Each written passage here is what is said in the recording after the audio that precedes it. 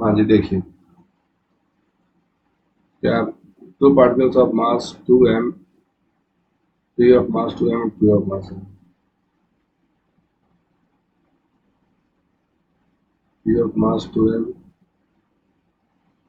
and q of mass m are subjected to two mutual force of attraction and no other force. At t equal to 0, p is at rest. t equal to 0 का scene है, ये rest में था, v equal to 0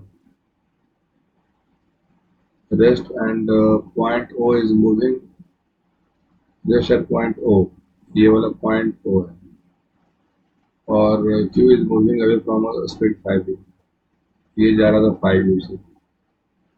फिर क्या हुआ, after that instant t, before any collision has taken place, q is moving towards O speed u, q इधर आ रहा है u स्पीड से towards towards O, तो ये हो गया पॉइंट O, समझ गए। तो क्वेश्चन ने पूछा है has taken place, q is moving towards O with a speed u, then क्या होना चाहिए, momentum of particle p, momentum of particle p, particle तो यही है, पॉइंट O पहले था, मोमेंटम क्या होगा। तो इसको आप छोड़ दीजिए, आप कह लीजिए कि 2m मास की स्थिति क्या है हमें नहीं पता, समझ गए, लेकिन इतना पता है कि मोमेंटम कंजर्व रहेगा। तो पहला क्वेश्चन तो बड़ा सिंपल है, 2m into 0 plus m into 5u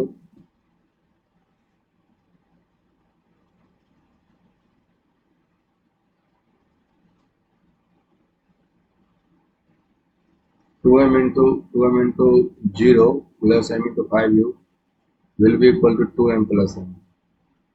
तो ये हर हाल में ये 2m, ये u कर दीजिए ऐसे, इसका मुझे पता नहीं, लेकिन इसका मुझे पता है m into u along minus I का। बोलो हाँ या बाई 2m, बोलो हाँ या ना। Centre of mass velocity.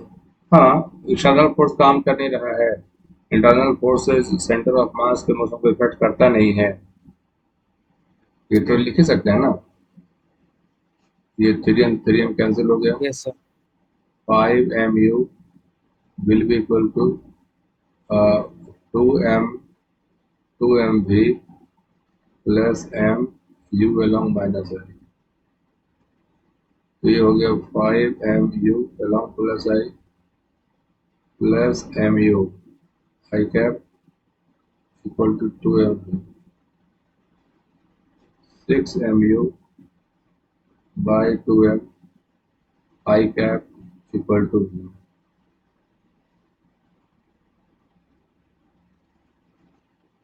तो v इक्वल टू 3u, बोलो। तो मोमेंटम कितना हो जाएगा, 2m into 3u, momentum of particle p, ये हो गया मोमेंटम ऑफ पार्टिकल p।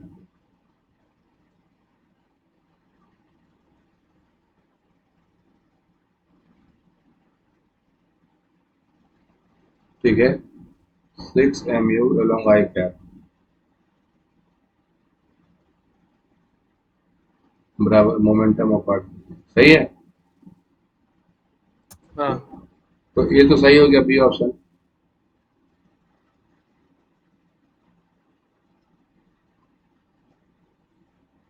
बोलो सही है ना। यस। बोलो हाँ या ना। हाँ। अब देखिए, वार्डन में force of attraction during this, अब कैसे बनाइएगा, वार्डन के लिए क्या थ्योरी जानते हैं, बोलिए। अब देखो, जब यही नहीं पता रहेगा तो कभी बनेगा भी नहीं, ठीक है। हम लिख दे रहे हैं, आप करके देखिए, kinetic energy of system finally minus kinetic energy of system initially will be equal to what done by internal plus what done by external force.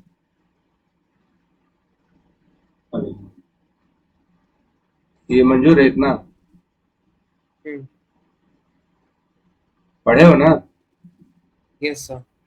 जब पढ़े हो तो टर्म तो जीरो हो गया। बोलो, हाँ, जब पढ़े हो तो टर्म कितना हो गया? जीरो। तो kinetic energy of system finally बोलिएगा कितना हो जाएगा? Kinetic energy of system finally बोलना तो half m two into M 9 u square. और उसका यू अभी निकाले 3u। ठीक है, प्लस हाफ एम उसका यू हो गया तो माइनस साइन रहेगा. माइनस। और स्पीड में क्या करिएगा? स्क्वायर है initial 0 plus half M into 25u²। बना लोगे? Yes sir. करके देखिए क्या आता है। minus 3 mu square. -3 में उसका तो डी भी सही हुआ,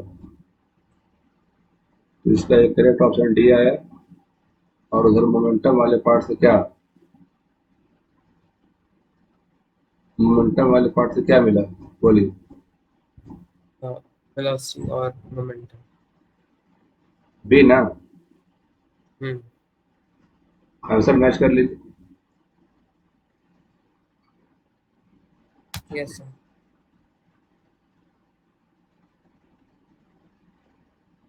है आंसर? हाँ, तो लास्ट वाले क्वेश्चन में ये पूछना था कि अगर सेंटर ऑफ मास से नहीं देखते और इंडिविजुअली पार्टिकल का हम लोग मोमेंटम कंजर्व कराते तो कैसे क्वेश्चन बनता. आप फिर से बोलो। बट सेंटर ऑफ मास का मोमेंटम कंजर्व करने के बजाय नॉर्मल इंडिविजुअली सारा पार्टिकल कराते तब वो कैसे बड़ा मुश्किल हो जाता है, बताते हैं कैसे। आप नेट फोर्स का हेल्प लीजिए। जैसे इस पर फोर्स ऑफ अट्रैक्शन लग रहा था बैकवर्ड और हम्म, स्पीड था आगे, फिर आप वर्डन निकालेंगे और वही फोर्स काम कर रहा है इस मोमेंटम पे। कंजर्व करने में क्या प्रॉब्लम है. क्या मोमेंटम कंजर्व करना है ना तो. मोमेंटम मतलब तो है ये है क्या? नहीं m1 नहीं, v1 m2 यहाँ पे v2। तो हम लोग सेंटर ऑफ मास उसका अरे निकाले और उसके सुनो वेलोसिटी. सुनो सुनो सुनो, आप इसको हटाओ। लो, क्या दिक्कत है? सेंटर ऑफ मास के इक्वेशन को तुम दूसरे चश्मे से क्यों देखते हो? मोमेंटम में तो होता है वो। हमने कुछ नहीं किया, देखो हमने क्या किया। दोनों तरफ के मास को मैंने जेंटली हटा दिया, इक्वेशन बन गया मोमेंटम का। फिर से देखो, लो। अच्छा नहीं,